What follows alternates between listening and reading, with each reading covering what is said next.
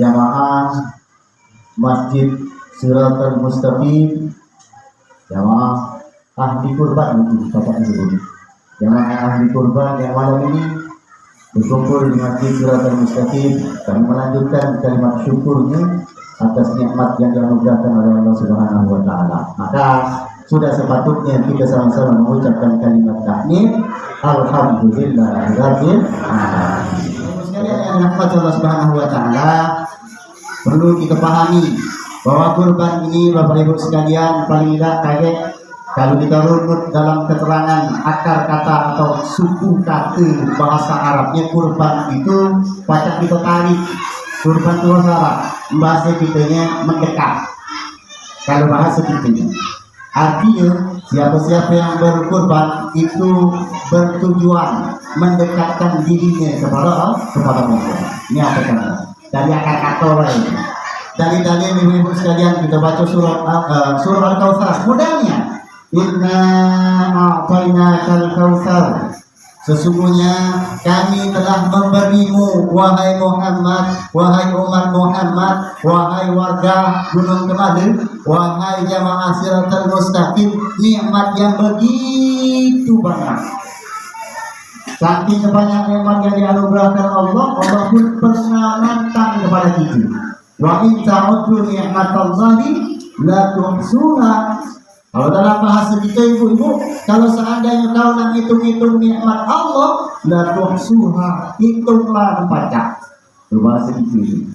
Sekali narik nafas bayi hitung 1000 dan tidak mengeluar 1000 pun hak. Kalau dia terbayar-bayar lagi.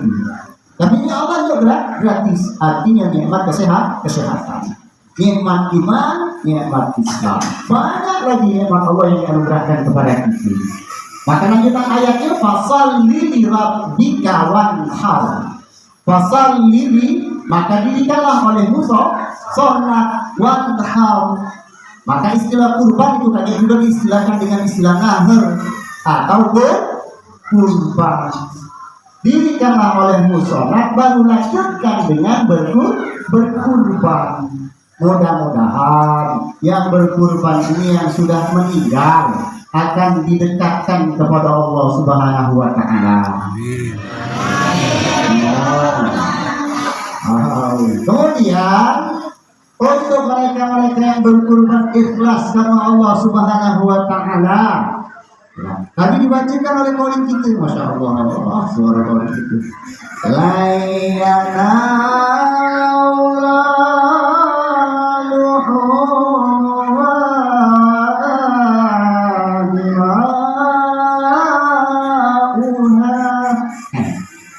grup 3 enggak sama grup 3 insyaallah kita lanjut ke situ kan. Apa di kode kita tadi itu? Dan bukannya darah, bukan pulau daging yang pacak mendekatkanmu kepada Allah.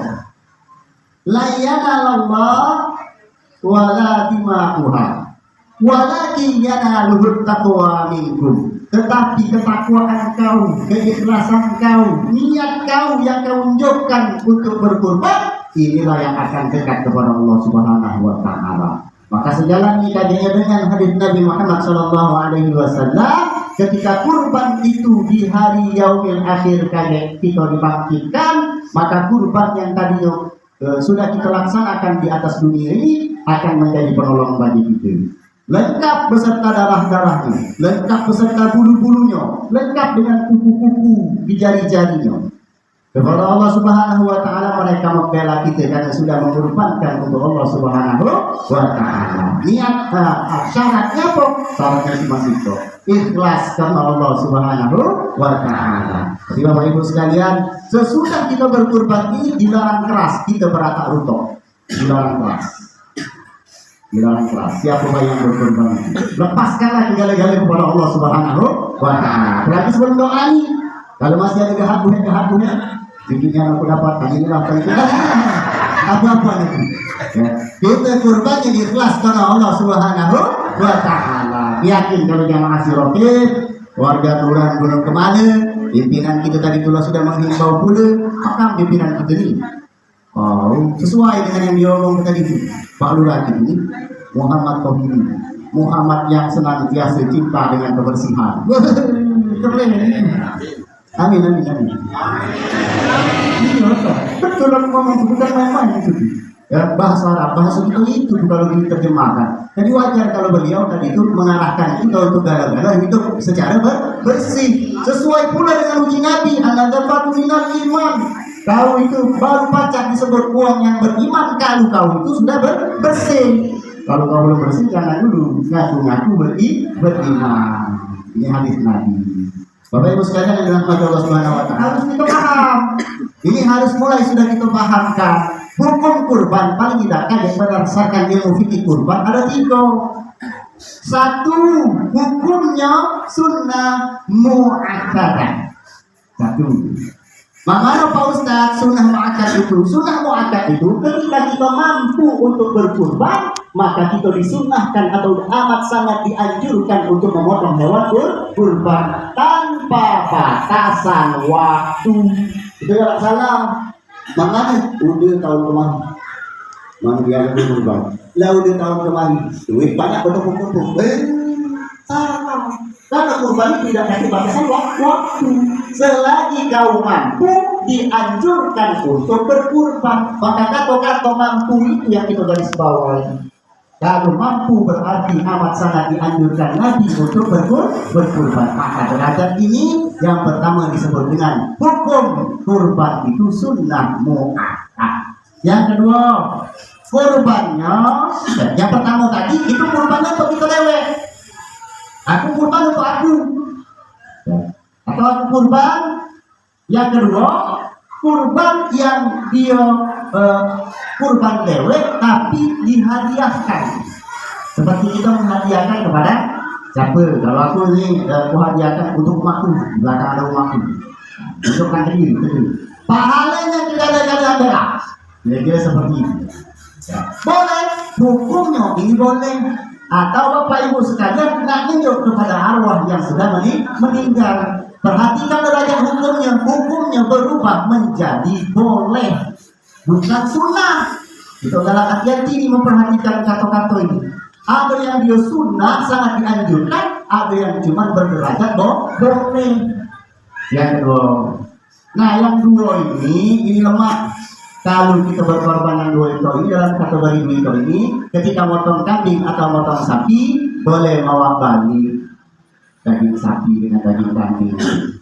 Tapi sehingga bayi mau jangan lemah itu. Oh, daging kambing 20 kilo, mana mau balik 10 kilo. Gak usah berkorban. Oh, kok direwain? Kira-kira begitu. Kalau nak berkorban artinya kita sudah ikhlas. Di panitia alhamdulillah kita menjadi panitia juga ikhlas bagi yang kurban itu. Ini kurban yang kedua. Nah yang ketiga yang hati-hati ini yang harus lebih kita perhatikan. Apabila kurban itu berkait dengan nazar, maka kurban ini berubah lagi hukumnya berkedudukan wajib. Kalau seandainya aku tahun ini lulus ujian ini, ujian itu, diangkat jadi tali ini, diangkat jadi tali itu, aku kan kurban sikok untuk bapakku. Misalnya kabur, wajib dibayar. Kedudukannya berubah dari sunnah menjadi wajib. Awas hati-hati. Kalau wajib akibatnya dosa tidak dilakukan, kalau boleh ya boleh. Kalau sunnah paling-paling kita rugi karena tidak ikut laksanakan. Catatan untuk kurban yang ketiga, yang berkurban tidak boleh ngambil secuil pun daging yang dia kurbankan. Aku nerangkan hukum ini, jangan kayaknya marangan aku. Dipirul lagi tidak boleh didapat. Ya, jalan. Aku nerangkan hukum. Yang korban pertama dengan yang kedua artinya boleh kita nikmati, boleh kita ambil. Itu seperlunya baik. Kemudian yang ketiga awas hati-hati kalau dia berkait dengan nazar tidak boleh kita makan dagingnya. Kalau nazar seluruhnya kita serahkan kepada yang berhak menerimanya. Jemaah sekalian yang dirahmati Allah Subhanahu wa taala, ini mungkin yang pacar aku sampaikan pada kesempatan malam hari ini. Mohon maaf kepingin aku banyak tapi waktu kita sudah tidak memungkinkan lagi. Ya, kita makan dari dulu, insya Allah lain kesempatan kita sambung lagi. Mudah-mudahan kurban yang kita laksanakan ini akan diterima oleh Allah Subhanahu wa taala. Kemudian di masa-masa yang akan datang, Allah mudahkan rezeki kita, Allah mudahkan urusan kita, sehingga tahun yang akan datang bukan cuma kita pacak berkurban, mungkin kita sudah pacak berkembang lagi menjadi umroh, bahkan sampai ke Baitullah ke tanah suci mengerjakan ibadah haji. Amin ya Allah ya rabbal alamin. Fa idza azabta fatawakkal 'ala Allah, la takhaf wa la tahzan, innallaha ma'ana bil tawfiq wal hidayah. Assalamualaikum warahmatullahi wabarakatuh.